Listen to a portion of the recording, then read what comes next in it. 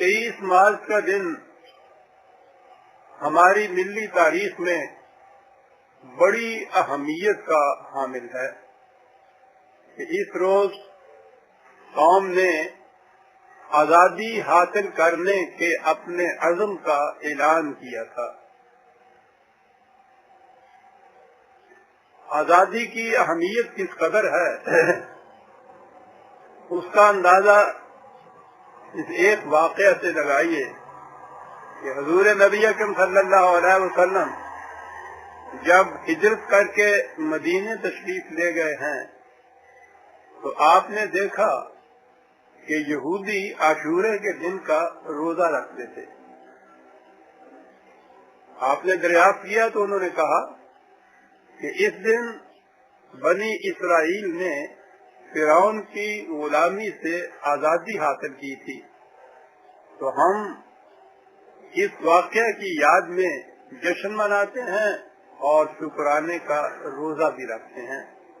تو حضور نے اپنے صحابہ سے کہا کہ پھر تو ہمیں بھی اس دن کا روزہ رکھنا چاہیے کہ انسانی استبداد سے نجات حاصل کرنا صرف اس قوم کے لیے ہی وجہ مسرت نہیں ہوتا جو وہ آزادی حاصل کرتی ہے، یہ تو پوری انسانیت کے لیے موجب فخر اور مسرت ہوتا ہے، اس لیے ہمیں بھی اس میں شریک ہونا چاہیے۔ قرآن کریم کی روح سے اس کی اہمیت کیا ہے؟ دو لفظوں میں، ایک فکرے میں، یا یوں کہیے کہ ایک آیت میں وہ بات آ گئی، اور آیت بھی دو لفظوں کی۔ قرآن میں ہے کہ یہ پوچھتے ہیں کہ دین کیا ہے؟ دین عقبہ ہے۔ عقبہ کے معنی ہوتا ہے پہاڑی کی گھاٹی کے اوپر چڑھنا، بڑا دشوار گزار ہوتا ہے، سانس پھول جاتی ہے اور وہ استقامت چاہتی ہے۔ کہا کہ پھر یہ عقبہ ہے کیا؟ فرمایا کہ فک الرقبہ، انسانوں کو آزادی دلانا، یہ ہے دین۔ اپنے آپ کو ہی آزاد ہونا نہیں، نو انسانی کو، کسی ایک گردن کو غلامی کی زنجیروں سے چھڑانا، یہ ہے دین، یہ ہے دین کا ماحصل۔ اور بات ہے بھی یہی، ذرا آگے چل کے تشریح میں جب جائیں گے ہم تو نظر آئے گا کہ بنیادی چیز ہی یہی ہے کہ انسان کو انسان کی غلامی سے چھڑانا، یہ ہے دین کا ماحصل اور ملخص اس کا۔ لیکن آزادی کی قدر و قیمت تو وہی قوم جان سکتی ہے جس نے اسے جان دے کر حاصل کیا ہو، خون کی قربانی دی ہو۔ ہماری قوم کی تو کیفیت ہی کچھ عجیب سی تھی۔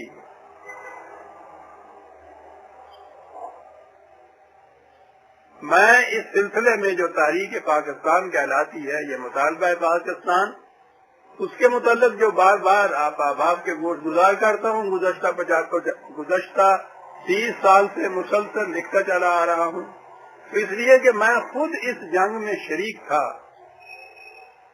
میں نے علامہ اقبال الرحمہ کے زیر ہدایت، قائد اعظم کے زیر قیادت، ویسے تو سن 30 کا پاکستانی کہلاتا ہوں میں اپنے آپ کو، لیکن اس جنگ میں تو 10 سال تک برابر کا شریک رہا۔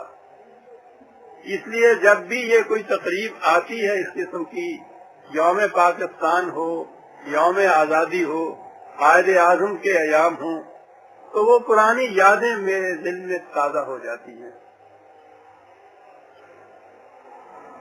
لیکن کیفیت یہ ہوئی کہ 10 سال تک اس قوم نے پاکستان کا خطہ ارض حاصل کرنے کے لیے انتھک جدوجہد کی، اور جب یہ مملکت حاصل ہو گئی تو پہلا سوال آپس میں یہ کرنے لگے کہ ہم نے پاکستان مانگا کیوں تھا۔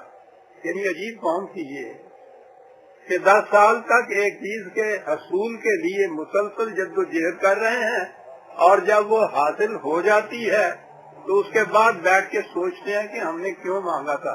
وہ تقسیم سے پہلے ہمارے ہاں ایک عام طور پہ مشہور تھا کہ ہندو پہلے سوچتا ہے بعد میں کرتا ہے، سکھ پہلے کرتا ہے بعد میں سوچتا ہے، مسلمان نہ کرتا ہے نہ سوچتا ہے۔ لیکن یہ قوم جو تھی یہاں آئے تو ہم نے دیکھا کہ ہم تو بالکل سکھ ہیں، پہلے کیا ہم نے 10 سال تک حاصل ہو گیا ہے، تو بعد میں بیٹھتے ہیں سوچتے کہ ہم نے یہ مانگا کیوں تھا، اور پھر بھانت بھانت کی بولیاں بولنی شروع کرنی کہ کیوں مانگا تھا۔ کسی نے کہا کہ اصل میں بات یہ ہندو کی تنگ نظری تھی، جس کی وجہ سے ہم مجبور ہو گئے تھے، دل ایسی چیز کو ٹھکرا دیا نفرت پرستوں نے، بہت مجبور ہو کر ہم نے پیمانے وفا بستہ۔ یعنی اگر ہندو تنگ نظر نہ ہوتا تو پھر اس کی ضرورت نہیں تھی، ہم وہی رہتے۔ تو اس کے معنی یہ ہوئے کہ اگر آج بھی وہ ذرا کشادہ ذاتی کا ثبوت دے دے اور کہہ دے کہ بھائی میں گیا وقت نہیں ہوں کہ پھر آ بھی نہ سکوں، چلیے میں کشادہ ظرف ہوتا ہوں، آئیے مل جاتے ہیں، تو پھر جو ہے مل جائیں گے، کیونکہ وہ جو وجہ تھی علیحدگی کی وہ تو ختم ہو گئی۔ کسی نے کہا کہ نہیں صاحب یہ معاشی مسئلہ تھا، اصل میں یہ بڑے بڑے سیٹ لوگ اور بڑے بڑے سوداگر اور بڑے بڑے ذمہ دار یہ دیکھتے تھے کہ ہندوؤں کی موجودگی میں انہیں شبہ شب ملینئر بننے کے مواقع نہیں ہیں، اس لیے اپنی مملکت ہوگی تو اس میں خوب لوٹ کھسوٹ ہوگی، تو گویا اس کے لیے یہ حاصل کیا تھا حاصل تھا۔ کسی نے کہا کہ نہیں صاحب یہ تو مسٹر جناح کی انانیت ایگوئزم تھی اس کی، انہوں نے دیکھا کہ گاندھی آل انڈیا لیڈر بن گیا ہے تو ان کے لیے گنجائش نہ رہی، اس لیے انہوں نے کہا کہ مسلمان ایک الگ قوم ہے اور میں اس قوم کا واحد لیڈر ہوں، تو اس طرح سے اپنے اس جذبے کی تسلیم کر دی۔ اندازہ لگائیے اب یہ کچھ کہنا شروع کیا اور آہستہ آہستہ اب اس مقام پہ پہنچ گئے بدقسمتی سے ہم کہ سوال یہ اٹھایا جا رہا ہے کہ پاکستان کا تصور کس نے دیا تھا، اس ٹیم کا خالق کون تھا۔ اور پچھلے دنوں جو خان عبد الولی خان صاحب نے ایک بیان دیا، ایک وسوسہ پیدا کیا اور جس کا چرچا اخبارات میں آج کل بھی ہو رہا ہے، پچھلے دنوں تو بہت زیادہ تھا، اب بھی ہو رہا ہے۔ انہوں نے کہا کہ یہ دراصل انگریز کے دماغ کی اختراع تھی۔ للت گو وائسرا نے سر ظفر اللہ خان قادیانی سے کہا کہ تم اس کی اسکیم تیار کرو، تو انگریز کے اشارے پہ انہوں نے یہ اسکیم تیار کی اور یہ اسکیم انہوں نے 12 مارچ 1940 کو قائد اعظم کو بھیجی اور انہوں نے 23 مارچ 1940 کو اس کا اعلان کر کے قرارداد پاکستان کے نام سے اس کو منظور کر دیا۔ اندازہ لگائیے عزیزان، میں ذاتیات پہ نہیں اترا کرتا، لیکن جب کوئی بات کسی کے نام سے ہی آئی ہو تو نام تو اس کا لینا ہی پڑے گا، بنتی نہیں ہے بازا اور طاقت کہے بغیر، اس اعتبار سے مجھے یہ نام لینے پڑیں گے۔ یہ ایک تیر سے 2 نشانے کیسے ہوں؟ خان ولی خان صاحب پاکستان کے آخر تک مخالف رہے، ان کی جماعت مخالف رہی، اس کے الرغم یہ پاکستان بن گیا۔ تو اب یہ کیفیت، یہ قادیانیت اور انگریزیت ہمارے ہاں کے عوام کیا میں کہتا ہوں، خواص ان میں میں بھی شامل ہوں، وہ قادیانیت اور انگریزیت سے بڑے الرجک ہیں۔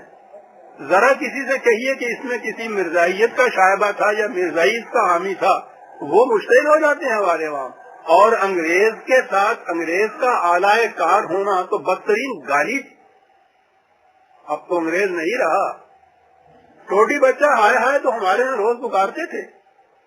تو اب انہوں نے یہ جو شوشہ چھوڑا کہ انگریز کے دماغ کی اختراع ایک قادیانی نے یہ اسکیم مرتب کی اور قائد اعظم نے اس کو پیش کر کے منظور کرا دی۔ آپ سوچئے کہ کتنی بڑی توہین ہے یہ قائد اعظم۔ میں ابھی عرض کروں گا آگے چل کر، کم از کم جہاں تک انگریز کا تعلق ہے اور خصوصیات قائد اعظم کی کوئی تسلیم کرے یا نہ کرے، ساری دنیا متفق ہے اس ایک بات میں کم از کم کہ انگریز کا بدترین دشمن تھا یہ شخص، اور کبھی اس کے سامنے یہ جھکا نہیں۔ اور پھر یہ جہاں تک قادیانیت کا تعلق ہے، ان کی طرف سے تو کوئی ایسی اسکیم آ ہی نہیں سکتی تھی کہ جو انگریز کے مخالف ہو۔ سر ظفر اللہ خان جس مذہب کے پیراو ہیں یعنی قادیانیت، ان کے بانی مرزا غلام احمد، وہ ساری عمر یہ کہتے رہے کہ میں مامور من اللہ اس لیے بھیجا گیا ہوں کہ انگریزوں کی حکومت کو مستحکم رکھوں گا۔ دو چار الفاظ ان کے سن لیجئے۔ قرآن کریم میں ہے کہ اطیعوا اللہ و اطیعوا الرسول و اولی الامر منکم، اطاعت کرو اللہ کی، رسول کی، اور جو تم میں سے صاحب اختیار ہوں ان کی۔ مرزا صاحب لکھتے ہیں کہ اولی الامر سے مراد جسمانی طور پر بادشاہ اور روحانی طور پر امام الزمان ہے، یعنی وہ خود۔ جسمانی طور پر جو شخص ہمارے مقاصد کا مخالف نہ ہو اور اس سے مذہبی فائدہ ہمیں حاصل ہو سکے وہ ہم میں سے ہے۔ اس لیے میری نصیحت اپنی جماعت کو یہی ہے کہ وہ انگریزوں کی بادشاہت کو اپنے اولو الامر میں داخل کریں اور دل کی سچائی سے ان کے مطیع رہیں۔ خدا کی طرف سے یہ حکم ہو گیا ان کے رہیں۔ اور دوسری جگہ وہ لکھتے ہیں کہ میں 16 برس سے برابر اپنی تالیفات میں اس پر زور دیے چلا آ رہا ہوں کہ مسلمانان ہند پر اطاعت گورنمنٹ برطانیہ کی فرض اور جہاد حرام ہے۔ اور اس کے بعد یہ جماعت احمدیہ یا ربوہ والے جنہیں کہتے ہیں، مرزا بشیر الدین محمود ان کے ہیڈ تھے، ان کے سربراہ تھے یا خلیفہ تھے۔ تاریخ پاکستان کے زمانے میں انہوں نے یہ کہا تھا کہ بے شک مسلمان زور لگاتے رہے، جس مادی قسم کا پاکستان وہ چاہتے ہیں وہ کبھی نہیں بن سکتا۔ اور پاکستان جب بننے کے قریب آیا، اعلان ہو گیا کہ پاکستان بن رہا ہے، تو ان سے پوچھا گیا کہ اب آپ کیا کہتے ہیں، پاکستان تو بن گیا۔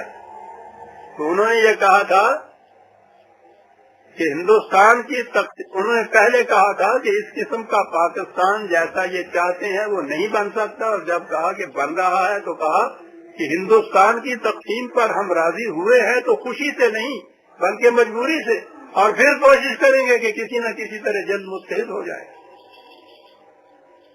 میں نے یہ 2-3 اقتباس اس لیے دیے ہیں، ان کی تفصیل تو میری جو کتاب تھی تاریخ احمدیت اور ختم نبوت، اس میں بہت سے حوالے اس قسم کے ملیں گے۔ میں کہہ یہ رہا تھا کہ وہ جو شخص اس مذہب کا پیراو ہو اور اس قسم کے جو ان کے ہاں کے سربراہ ہیں ان کا وہ مطیع ہو، وہ انگریز کے خلاف یا تقسیم ہند کے حق میں تو یہ بات کبھی عقیدتاً نہیں کہہ سکتا تھا۔ یہ الگ بات ہے کہ وائسرا نے ایک بات کہی اور انہوں نے اس چیز کو آگے پیش کر دیا۔ باقی رہے خان عبدالعلی خان صاحب، وہ تو سیکولر اسٹیٹ کے قائد ہیں۔ وہ ہمیشہ یہ کہتے ہیں کہ ہمارا امتیاز یہ ہے کہ ہم نے انگریز کو یہاں سے نکالا۔ ٹھیک ہے، بات اس زمانے میں بھی یہ تھی کہ انگریز کو نکالنا مقصود بالذات نہیں، اس کے بعد کیا یہاں ہوگا سوچنے کی بات تو یہ ہے۔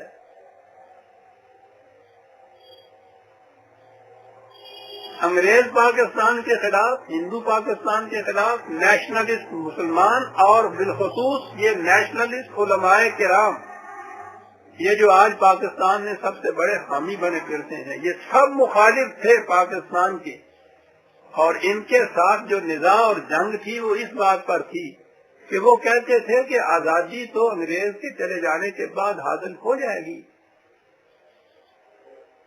اور یہ مسلم لیگ یا قائد اعظم یا علامہ اقبال نے یہ کہا تھا کہ انگریز کو یہاں سے نکال دینا تو ضروری ہے، اس کے بعد کیا ہوگا سوال تو یہ ہے۔ ہندو یہاں جمہوری حکومت قائم کرنا چاہتا ہے جس میں حکمرانی کے اختیارات اکثریت کے ہاتھ میں رہتے ہیں، اور مذہب کے اعتبار سے جو ہندو کی تعداد ہے یہاں وہ کبھی بھی اقلیت کے اندر نہیں ہو سکتی، وہ اکثریت میں رہے گی، مسلمان اقلیت میں رہے گا۔ وہ ہندو تو اپنی 1000 سالہ غلامی کا انتقام لینا چاہتا ہے یہاں کے مسلمان سے کہ انگریز یہاں سے چلے جائیں اور وہ مستقل طور پر ہندو کی غلامی کے اندر رہے۔ انگریز کی غلامی سے نکل کر ہندو کی غلامی کے اندر آ جانا، یہ کون سی آزادی ہوگی؟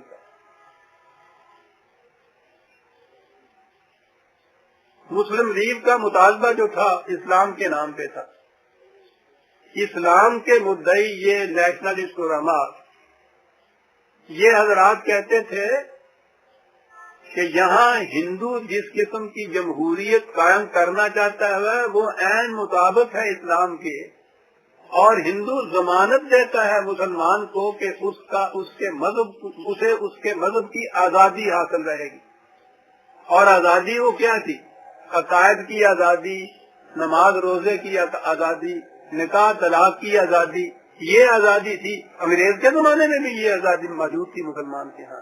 وہ یہ کہتے تھے کہ مذہب تو اس کا نام ہے نا، یہ ہے اسلام، اور اس کی آزادی کی ضمانت دیتا ہے ہندو. جمہوریت عین مطابق اسلام ہے، تو یہ تو اسلام کا تقاضا ہے جو ہم کہہ رہے ہیں. آپ کون سا اسلام دے بیٹھے ہیں کہ جس کا تقاضا یہ ہے کہ الگ مملکت مسلمان کی ہونی چاہیے؟ یہ تھی نزاع وہاں کی، وہ نزاع جسے اقبال نے ایک شعر کے اندر بند کر دیا کہ ملا کو جو ہے ہند میں سجدے کی اجازت، نادان سمجھتا ہے کہ اسلام ہے آزاد. اس قسم کے مذہب کی آزادی اور اسلام کی آزادی میں تو بنیادی فرق ہے. یہ مطالبہ اس بنیاد پر اٹھایا گیا، اس کا جذبہ محرکہ کیا تھا، کیوں مانگا تھا پاکستان ہم نے؟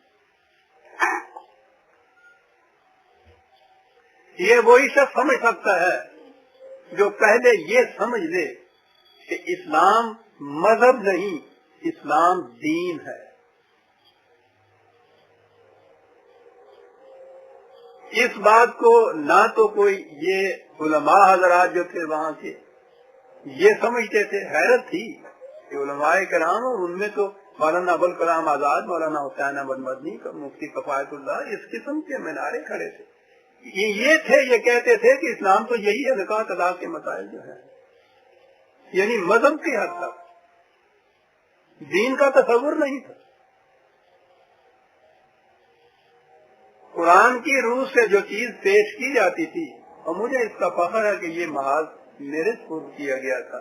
سن 38 کے دور کے طلوع اسلام کو دیکھیے، پورا دور اسی نظام سے بھرا پڑا ہے کہ اسلام مذہب نہیں دین ہے. کتنی بات ہی وہاں سمجھانی، اور وہ مخالفت کرتے تھے. ہندو بھی کہتا تھا کہ نہیں یہ مذہب ہے، انگریز بھی کہتا تھا یہ مذہب ہے، نیشنلسٹ علماء بھی کہتے تھے یہ مذہب ہے. مذہب کی یہاں تمہیں آزادی حاصل ہے، اس لیے یہ مطالبہ تمہارا جو ہے یہ اسلام کا مطالبہ ہو نہیں سکتا. یہ بات تھی. اور ادھر سے کہا جاتا تھا کہ یہ نہ سیاست ہے ہماری، نہ معاشی مسئلہ ہے، نہ ہندو کی تنگ نظری ہے، نہ قائد اعظم کی انانیت ہے، یہ ہمارے دین کا تقاضا ہے. اب غور کیجئے اس بات کے اوپر، تو بہرحال برسوں سے میں کہتا چلا آ رہا ہوں کہ یہ دین کا تقاضا کیوں ہے. کم از کم ایک آیت تو لے لیجئے جو قرآن کریم نے خود بتایا ہے. وعد اللہ الذین آمنوا منکم وعملوا الصالحات لیستخلفنہم فی الارض کما استخلف الذین من قبلہم. 24/55 سورہ نور کی 55 آیت. خدا نے یہ وعدہ کر رکھا ہے کہ تم میں سے جو بھی ایمان اور اعمال صالحہ کا پابند ہوگا، ہم اسے اس دنیا میں سلطنت، مملکت، حکومت عطا کریں گے، جیسا جس سے پیشتر کی ایسی قوموں کو ہم نے عطا کی. ایمان اور اعمال صالحہ کا لازمی نتیجہ، ثمرہ، نتائج، نتیجہ وہ ایک مملکت کا قیام بتایا ہے. خدا نے وعدہ کیا ہے، یہ قانون خدا بندی ہے کہ یہ دیں گے. چلیے، مملکت اور سلطنت تو دنیا میں قریب قریب ہر قوم کو ملتی ہے، ملتی چلی آ رہی ہے، ابھی موجود ہے. اس کی خصوصیت کیا ہوگی؟ کہا یہ اس لیے ہم دیں گے وَلَا يُمَكِّنَنَّ لَهُمْ دِينَهُمُ الَّذِي ارْتَضَىٰ لَهُمْ، تاکہ اس کی وجہ سے ان کا دین متمکن ہو جائے، اسٹیبلش ہو جائے دین ان کا. تو دین کے تمکن کے لیے تو یہ مملکت کی ضرورت قرآن نے خود بتا دی، خدا نے وعدہ کر دیا ہے. یہ دین کے تمکن سے کیا ہوگا؟ پہلی چیز تو یہ ہوگی کہ وَلَا يُبَدِّلَنَّهُمْ مِنْ بَعْدِ خَوْفِهِمْ أَمْنًا، خوف نہیں رہے گا کسی قسم کا، انہیں امن سے بدل جائے گا. اگلی چیز یعبدون نی، وہ اس قابل ہو جائیں گے کہ صرف میرے احکام کی اطاعت کریں، کسی انسان کے سامنے سر نہ جھکائیں، لا یشرکون بی شیئا، اور میرے احکام کے ساتھ کسی انسان کا کوئی حکم نہ ملائیں کہ یہ شرک ہے۔ ان مقاصد کے لیے قرآن نے کہا کہ ہم ایمان اور اعمال صالح کے نتیجے میں ایک حکومت اور ایک مملکت عطا کریں گے تاکہ دین کا تمکن ہو جائے۔ اب یہ جو کہتے ہیں کہ صاحب نماز روزہ حج زکوٰۃ وغیرہ، اس کے لیے تو اپنی مملکت کی ضرورت نہیں ہے، یہ تو جس قسم کی بھی کوئی حکومت ہو وہ اس کی اجازت دے تو وہاں ادا ہو سکتے ہیں۔ پوچھئے قرآن کیا کہتا ہے اس کے متعلق؟ یہ تو آپ کا مذہب ہے نا جو یہ کہہ رہا ہے، کسی حالت میں بھی ہوں، معصومیت میں بھی ہوں، غلامی میں بھی ہوں، وہاں بھی یہ کچھ کیا جا سکتا ہے۔ قرآن نے تو یہ بتایا ہی نہیں کہ غلامی کی حالت میں بھی اسلام کے اوپر پابند رہا جا سکتا ہے۔ سنیے یہ نماز روزے کے متعلق قرآن کیا کہتا ہے، الذین ان مکناہم فی الارض اقاموا الصلاۃ وآتوا الزکاۃ وامروا بالمعروف ونہوا عن المنکر۔ یہ وہ لوگ ہیں کہ جب ہم انہیں حکومت عطا کریں گے، تمکن عطا کریں گے، پھر یہ اس قابل ہو جائیں گے کہ صلاۃ کی اقامت اور زکوٰۃ کی ایتاء، اقامت صلاۃ اور ایتاء زکوٰۃ یہ اس وقت کر سکیں گے جب ان کی اپنی حکومت ہوگی اور وہ مستحکم حکومت ہوگی، تمکن ہوگا۔ امر بالمعروف اور نہی عن المنکر، یہی تو فریضہ ہے اسلامی مملکت۔ جن چیزوں کو خدا نے کہا ہے کہ کرو وہ کرنا، جن سے کہا ہے کہ مت کرو ان سے رکنا، خود بھی رکنا، دوسروں کو بھی روکنا۔ کہا یہ اس صورت میں ممکن ہوگا جب ان کی اپنی مملکت ہوگی۔ تو غور فرمایا عزیزہ نے میں نے آپ نے کہ دین کا تقاضا کیا تھا؟ یہ اتنی اہم چیز تھی کہ جس جگہ اس انداز سے دین متمکن ہو یا نظام قائم ہو جائے، خداوندی نظام جسے ہم کہتے ہیں، قرآنی نظام جسے کہتے ہیں، مدینے میں حضور تشریف لے گئے تو وہاں یہ نظام قائم ہوا۔ مسلمان اور جگہ بھی تھے، بالخصوص مکے میں مسلمان موجود تھے۔ آپ غور کیجئے کہ اس دور کے مسلمان وہی جو صحابہ تھے، ان میں سے کچھ مکے میں بھی تھے۔ قرآن نے حکم دیا یہ کہ چونکہ اب ایک جگہ نظام قائم ہو گیا ہے، اس صورت میں مکے کے مسلمانوں کے لیے یہ جائز نہیں کہ وہ وہاں غیر اسلامی نظام کے اندر زندگی بسر کریں۔ ان پہ ہجرت کرنا فرض قرار دے دیا، فرضی نہیں قرار دیا، ایمان کی شرط قرار دے دی۔ کہا وہاں رہتے ہوئے وہاں وہ نمازیں بھی پڑھتے تھے، زکوٰۃ جسے کہتے ہیں وہ بھی دیتے ہوں گے، اور حج تو وہاں بیت اللہ موجود تھا، دن رات کر سکتے تھے۔ وہاں کے مسلمانوں سے کہا گیا کہ تم اس صورت میں دین کے پیرا ہو سکتے ہو کہ جہاں دین کا نظام قائم ہو گیا ہے، ہجرت کر کے سب کچھ چھوڑ کے وہاں آؤ، اگر نہیں آؤ گے تو تمہارا شمار ایمان والوں میں نہیں ہو سکتا۔ یہ کہتے ہیں کسی قسم کی حکومت ہو، کسی قسم کا نظام ہو، اس کے اندر نماز روزہ ادا کرتے رہیے تو پھر وہ اسلام کا تقاضا پورا ہو جاتا ہے۔ پوچھئے کہ یہ تو نماز روزہ ادا کر رہے تھے، اس دور میں تھے، ان کے متعلق یہ حکم کیوں دیا گیا؟ کہا گیا مدینے کے مسلمانوں سے کہ اگر یہ بلا عذر نہ آئیں یہاں اور وہیں رہ جائیں تمہارا ان سے کوئی تعلق نہیں ہے۔ یہ فرق ہے غیر اسلامی نظام کے اندر نماز روزے کے پابند ہونے کے بعد اپنے آپ کو اس غلط فہمی میں رکھنا کہ ہم اسلام کے پابند ہیں۔ اسلام کی پابندی اسی صورت میں ہے کہ قرآن کے قوانین کو نافذ کرنے کی قوت موجود ہو اپنے ہاتھ میں۔ یہ قانون کی حکمرانی ہے، یہ محض عبادات اور پرستش کی بات نہیں ہے، یہ محض عقائد کی بات نہیں ہے، یہ ایک نظام مملکت ہے۔ کاہے کے لیے؟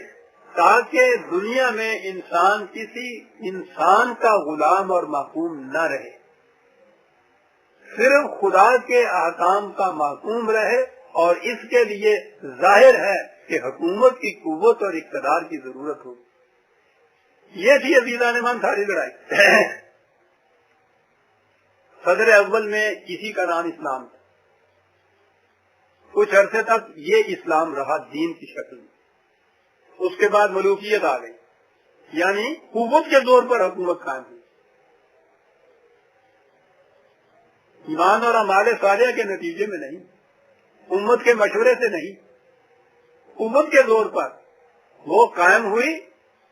سیکولرزم آ گئی، یعنی سیاست آ گئی بادشاہوں کے ہاتھ میں، سلاطین کے ہاتھ میں، اور وہ جسے اب مذہب کہا جاتا ہے نا، نماز روزہ حج زکوٰۃ طلاق نکاح، یہ سارے مسائل جو تھے انہوں نے دے دیے علماء کے ہاتھ میں۔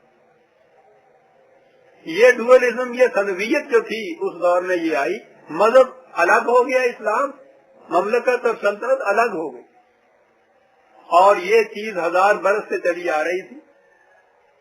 ساری دنیا میں یہی انداز تھا اسلام کا اور مسلمانوں کا، اور یہ دین نہیں تھا۔ ہماری خوش بختی تھی کہ ہمارے دور میں ایک ایسا مرد بصیرت والا پیدا ہوا کہ جس نے قرآن کریم کے مطالعے سے یہ نقطہ اخذ کیا کہ یہ اسلام نہیں ہے جو رائج چلا آ رہا ہے 1000 برس سے۔ اسلام وہ ہوگا جو اپنی آزاد مملکت میں قرآن کی حکمرانی سے قائم کیا جائے گا۔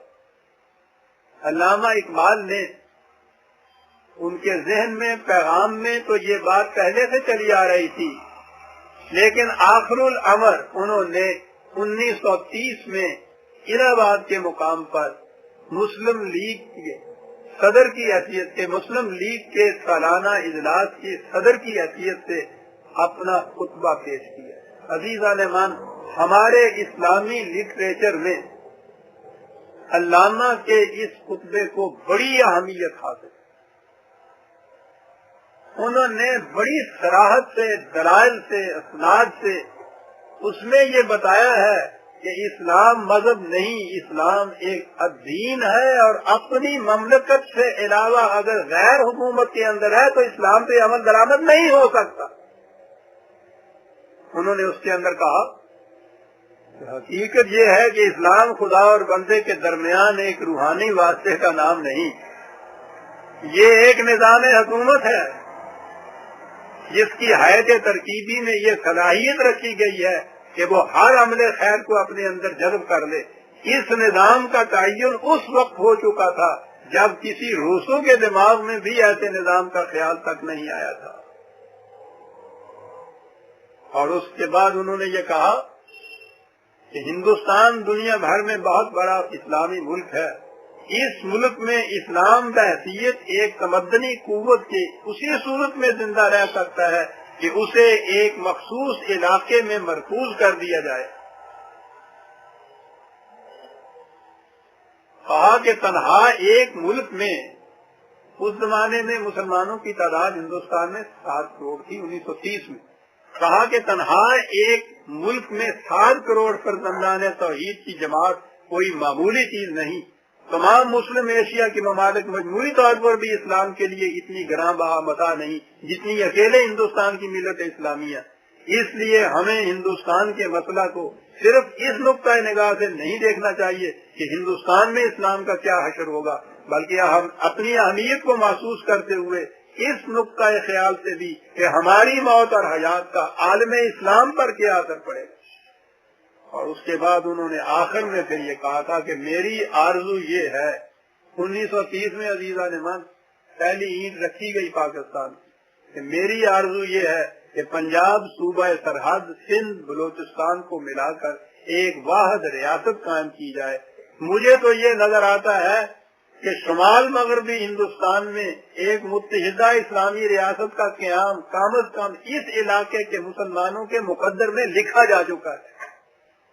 1930 میں یہ شخص کہہ رہا ہے۔ پرانی بصیرت اس قسم کی دور نگہی عطا کر دیتی ہے۔ یہاں کے مسلمانوں کے مقدر میں لکھا جا چکا ہے۔ اب سوال یہ ہوا کہ یہ کاہے کے لیے حاصل کی جائے گی مملکت؟ یہ اصل چیز ہے۔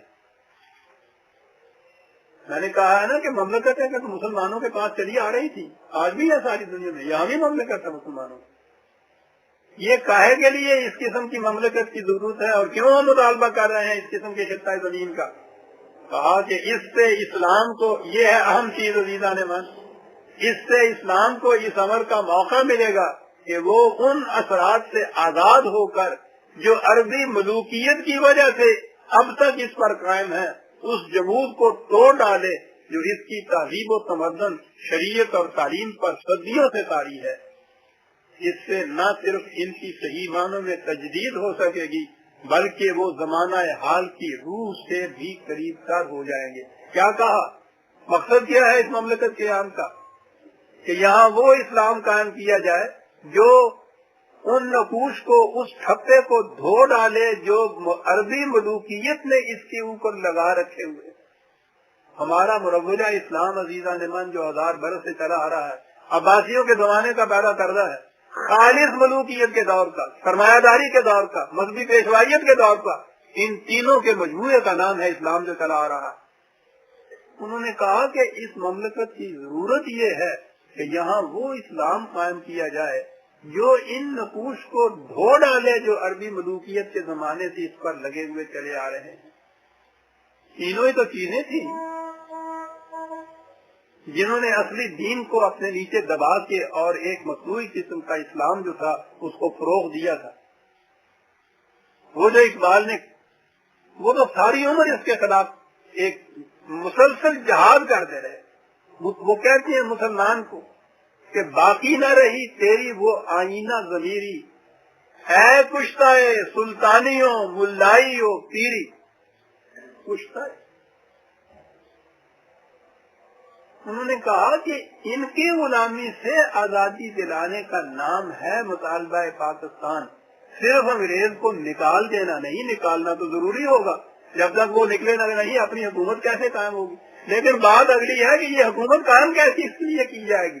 اس لیے کی جائے گی کہ وہ کسی انسان کو کسی انسان کا غلام نہ دیکھنے پائے، اور غلامی میں ملوکیت، سلطانی، پیری، فقیہی، فقہا کی مملکت کی حکومت، تصوف کی حکومت، ان تمام سے آزاد کرانے کا نام اور خالص خدا کی حکومت اور قرآن کی حکمرانی، اس کے لیے کہا تھا کہ ہمیں ایک خطہ زمین کی ضرورت ہے۔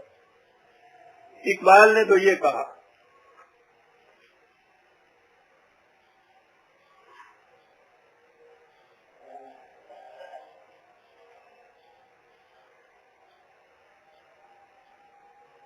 اس کے بعد انہوں نے خاص طور پر اس پہ زور دیا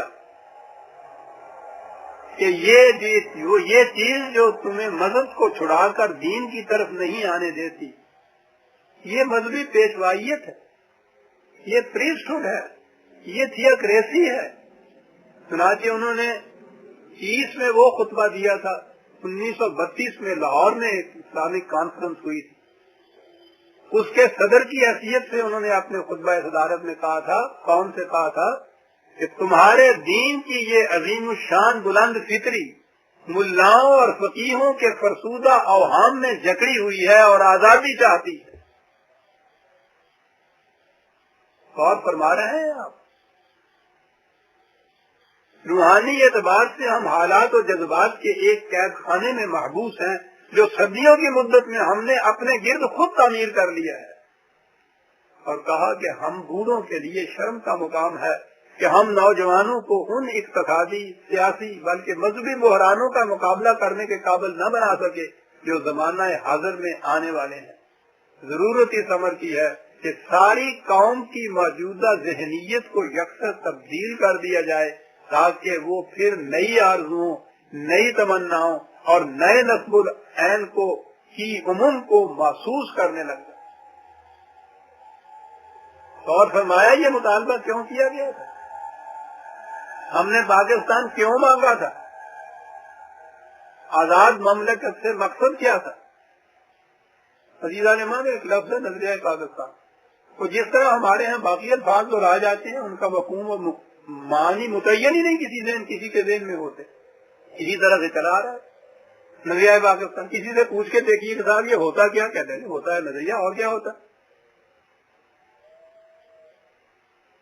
اور کہو تو کہنے لگے لو جی اس کو ابھی تک یہ بھی پتا نہیں ہے کہ نظریہ پاکستان کیا ہے، یعنی یہ نہیں کہتا کہ مجھے بھی پتا نہیں۔ کیا ہے نظریہ پاکت؟ دنیا کی ہر مملکت مقصود ذات ہوتی، مملکت قائم ہو جائے مقصد حاصل ہو. قرآن کی روح سے مملکت مقصود ذات نہیں ہوتی، ایک بلند مقصد کے حاصل کرنے کا ذریعہ ہوتی ہے. وہ بلند مقصد ہے جسے نظریہ کہتے ہیں، اور وہ بلند مقصد ہے خالص خدا کی حکمرانی، اور یہ ہے نظریہ پاکت.